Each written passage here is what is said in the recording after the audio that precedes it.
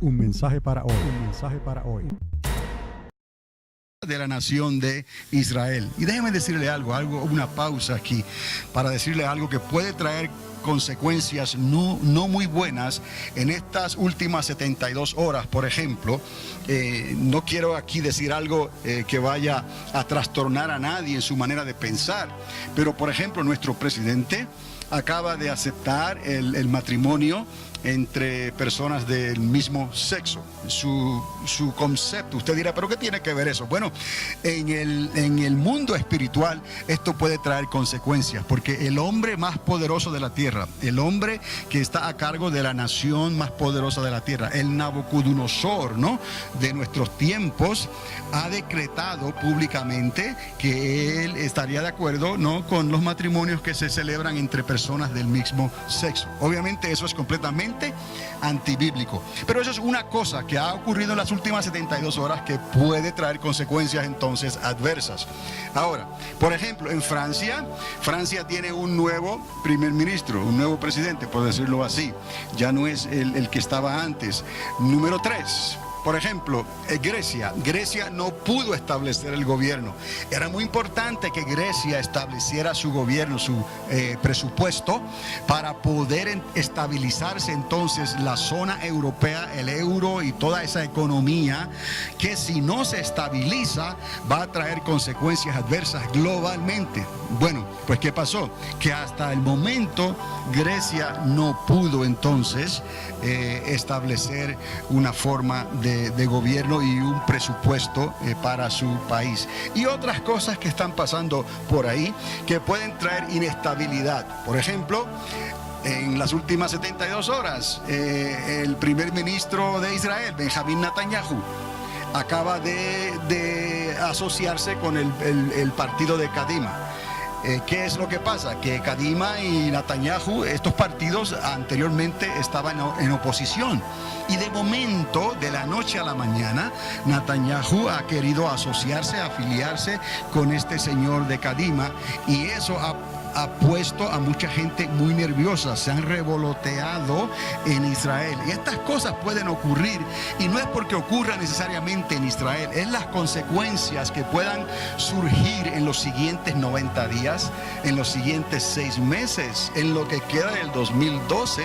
Pueden ocurrir cosas entonces, porque han habido estos cambios drásticos que parecen que no son muy notables, pero desde lo que nuestro presidente ha hecho, desde lo que pasó en Francia, desde lo que pasó entonces en Grecia, lo que está pasando y lo que acaba de ocurrir en Israel, esto puede traer algunos cambios en el gobierno global, y lo que está ocurriendo en Irán o en Corea del Norte, por ejemplo. Entonces, lo que esto quiere decir es que en cualquier momento, nadie sabe, las cosas pueden cambiar de la noche a la mañana, y el 2012 convertirse en un año que sea sumamente significativo para los últimos tiempos.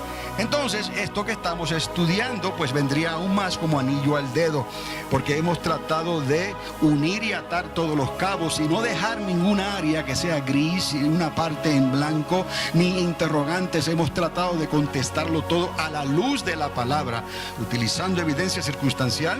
La suma de la palabra es la verdad, y utilizando evidencia dada, cuando el ángel da la interpretación en blanco y negro de lo que significa la profecía o lo que se está diciendo o tratando de decir. Entonces, estos estudios por obligación en cierta forma nos ha llevado a enfrentarnos a estos interrogantes, y había que contestarlos, porque yo no hubiera hecho el trabajo completo, no hubiera sido justo si comenzaba a enseñar todas estas cosas y no le doy a usted una respuesta bíblica que por lo menos usted la pueda considerar, la puede aceptar o la puede rechazar, pero por lo menos yo le di lo que yo tenía utilizando la palabra, y le mostré cómo llegué a esa decisión o a esa interpretación. Así que usted, de la misma manera, tiene ya una idea más clara de que no estamos hablando de un arrebatamiento no más y que se acabó todo y aparecemos allá en la Nueva Jerusalén. No, usted sabe mucho más que eso. Cuando usted ve lo que está ocurriendo allá afuera, usted sabe entonces que falta una última semana por cumplirse.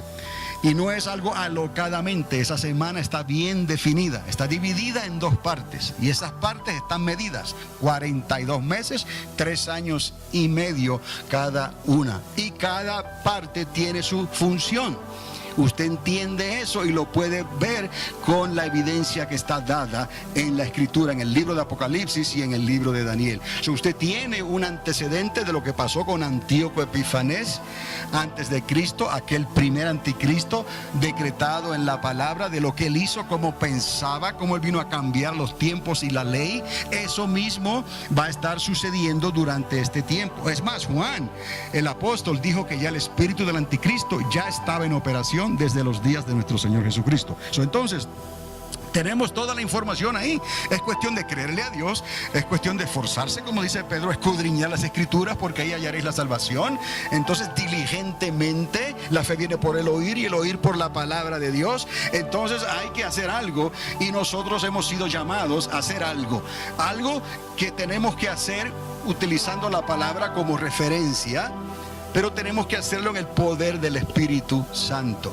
Y ahí también ahora entendemos muchas otras cosas que se mencionan en la Escritura, donde la unción de Dios, el Espíritu Santo, es necesario para poder discernir la palabra y discernir los tiempos que estamos viviendo.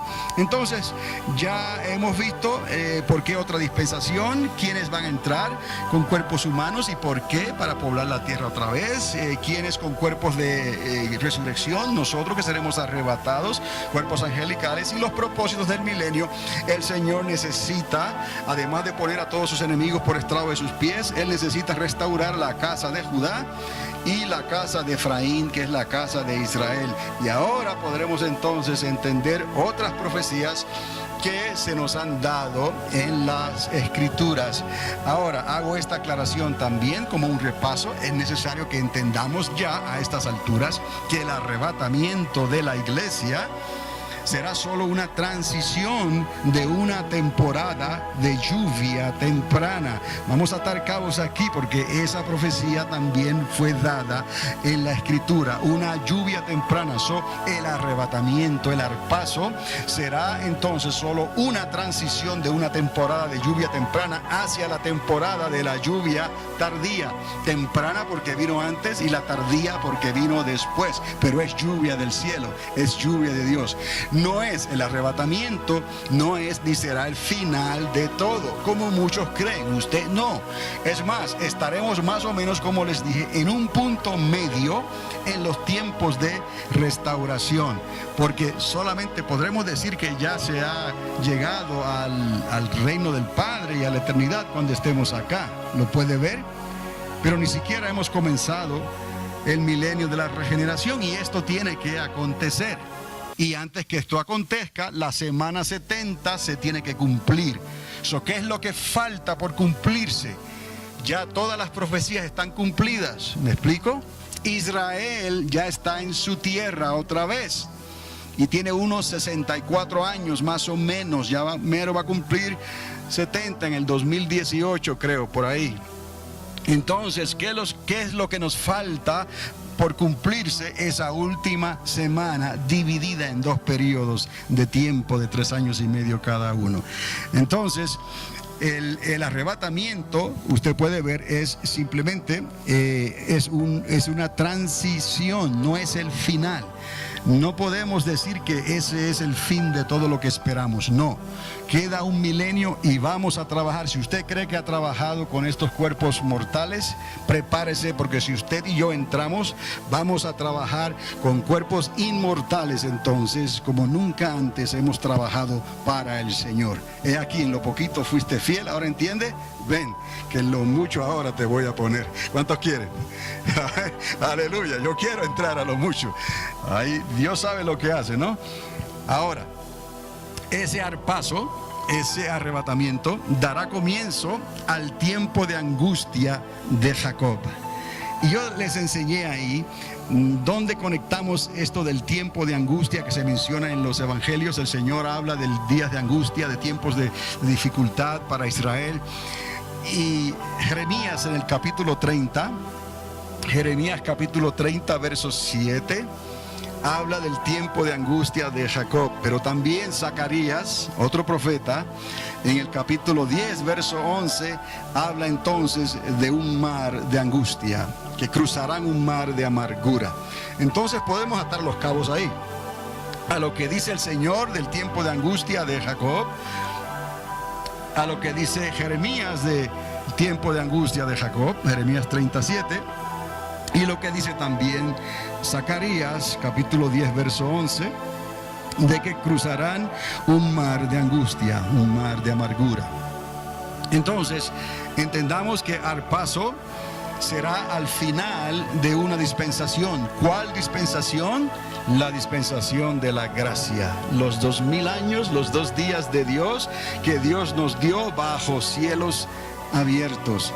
Entonces el Arpazo da conclusión a esa dispensación de la gracia. Y de ahí entonces se harán los preparativos finales para Armagedón, luego más adelante 3 años y medio después, y el comienzo entonces después del Valle de la Decisión, entonces dará comienzo el milenio de regeneración bajo nuestro Señor Jesucristo. Entonces será al final de una dispensación en preparación para la otra. ¿Cuál otra? La dispensación del reino, la dispensación del milenio. Entonces, diga entonces conmigo otra vez. Entonces, ahí vamos. Todo apunta hacia el Valle de la Decisión. Y de ahí que estuviéramos hablando la semana pasada sobre ese lugar. Otra vez, el Señor vendrá y pondrá sus pies sobre el monte de los olivos. Y de ahí, la reunión será en el Valle de Josafat. Y de ahí, entonces, se trasladarán al Valle de Jezreel, en Armagedón. Porque el conflicto no va a ser de la manera que va a ser en Armagedón, no va a suceder en Jerusalén. Sí, Jerusalén será atacada. El norte. Desde el norte, Ezequiel habla también, diré al norte, da acá. Dios los llama, vengan y caerán en los montes de Jerusalén. Entonces, así como Jerusalén tiene montes alrededor de ella, así el Señor está alrededor de su pueblo. Solo que está haciendo el Señor es llamándolos al Valle de la Decisión, al Valle de Josafat. Y de ahí entonces, ¿recuerdan? El anticristo, ese que hace la alianza con los ismaelitas y con Gog, ese rey que viene y trata de cambiar los tiempos y la ley, ese es el mismo, con el espíritu romano de Octavio Rey, del Augusto. De esa misma manera él viene a obrar también durante ese tiempo final, en la semana 70. Entonces de ahí todo apunta hacia el Valle de la Decisión, o el Valle de Josafat. Ahí estamos, mire, en Joel capítulo 3, verso 14 y 15, dice muchos pueblos en el Valle de la Decisión. Les dije que habría entonces que leer algunos de estos versículos, y se me hace más fácil quizás ponerlo aquí, sin tener que bloquearle la vista. Muchos pueblos en el Valle de la Decisión, porque cercano está el día de Jehová en el Valle de la Decisión. El sol y la luna se oscurecerán y las estrellas retraerán su resplandor. Aquí estamos viendo ciertas profecías que anteriormente las hemos escuchado, pero a veces no saben dónde acomodarlas. ¿Dónde acomodamos que el sol se oscurecerá y que la luna no dará su resplandor, o viceversa, ¿no? ¿Dónde acomodamos esas profecías? ¿Dónde acomodamos lo que Pedro reconoce como la profecía de Joel? Que en los postreros días derramaré de mi espíritu sobre toda carne. ¿Será una profecía de doble proyección, de enfoque doble? ¿O es una profecía para cierta dispensación solamente? Porque en la otra dispensación no calificaría para que entonces se hicieran las cosas que se hicieron en esta dispensación. Solamente les doy una, por ejemplo. Durante esta dispensación, el Espíritu Santo ha repartido dones como Él ha querido, de todo tipo, pero durante esta dispensación no será igual. ¿Qué les estoy diciendo? Por ejemplo, que aquí tendremos profetas, por el Espíritu Santo. Pero durante esta dispensación, los profetas que no se vistan, que no van. Porque ni siquiera dirán que son profetas, dirán son jardineros, son personas que cultivan la tierra. Profetas no, porque el profeta de profetas estará sentado ¿dónde? En el trono en Jerusalén. Durante esta dispensación no habrá por ahí profetas diciendo así dice el Señor. Entendamos esto, porque esta dispensación sí, pero en esta dispensación no. ¿Cuál es la diferencia? Aquí tenemos al Espíritu Santo. Hello, y aquí tenemos a Cristo, el Hijo de Dios personalmente, sentado y juzgando con sus ojos, mirando literalmente todo lo que ocurre en la tierra. No habrá necesidad de profecía. Pero si usted lee más adelante se va a dar cuenta donde se hace esa advertencia. Solo quise hacer ese comentario. Entendamos ahí Joel capítulo 3, verso 14 y verso 15. Es un llamado al valle de la decisión. Y también algo más que podemos mencionar en Daniel capítulo 12. Encontramos lo que yo le llamo el ABC del tiempo final. Vamos ahí a Daniel capítulo 12, verso 1a y 1b y versículo 2. Es que se dividió el versículo 1 en dos partes. El ABC del tiempo del fin. Ok, ¿qué dice aquí la Biblia? Dice: en aquel tiempo se levantará Miguel, el gran príncipe que está de parte de los hijos de tu pueblo, y será tiempo de ¿qué? De angustia, cual nunca fue desde que hubo gente hasta entonces. Hasta ahí. Ese viene siendo 1A, el A del A, B, C. Este es el A del tiempo del fin.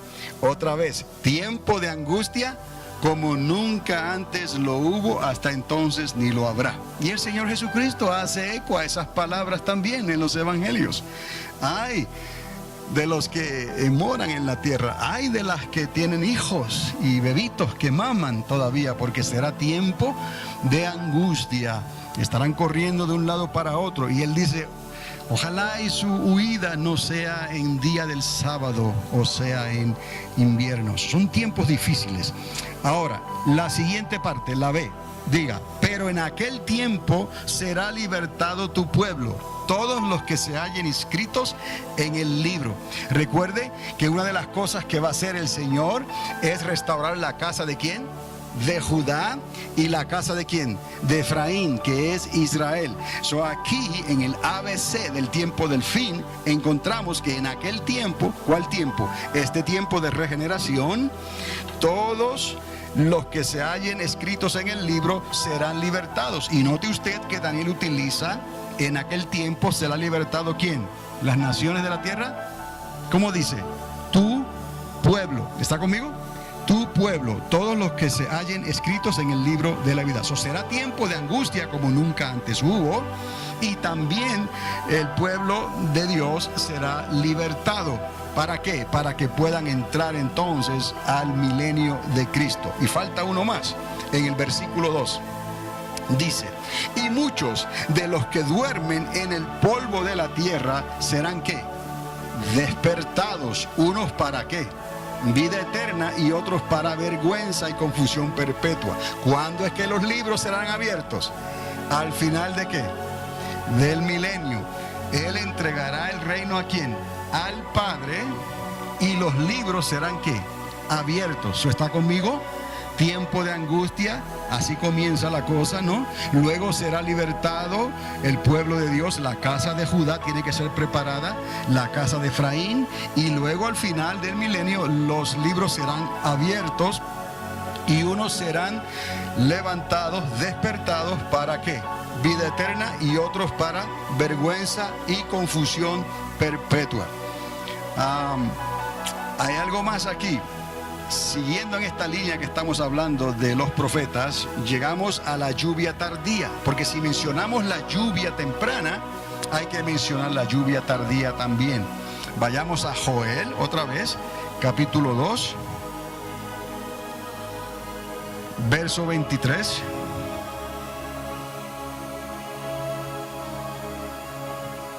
Joel 2:23 dice así: vosotros también, hijos de Sión, como que está incluyendo a otros ahora. Además, dice: vosotros también, hijos de Sión, alegraos y gozaos en Jehová vuestro Dios, porque os ha dado la primera lluvia a su tiempo, y hará descender sobre vosotros lluvia temprana y tardía como al principio. Oseas capítulo 6 verso 3 también habla sobre esa lluvia tardía y esa lluvia temprana. Lo que podemos ver aquí es una conexión cuando hablamos de la lluvia temprana, es de esta dispensación de la gracia que el Señor nos dio a través de Jesucristo, y a través de Jesucristo también nos dará la lluvia tardía para Judá, la casa de Judá y la casa de Israel. Repito, vemos aquí en la lluvia temprana, vemos la dispensación de la gracia de Dios, los cielos abiertos. Cristo vino, habitó entre nosotros y Él pagó el precio por nuestra redención. Esa es la lluvia temprana, la primera lluvia, la primera cosecha.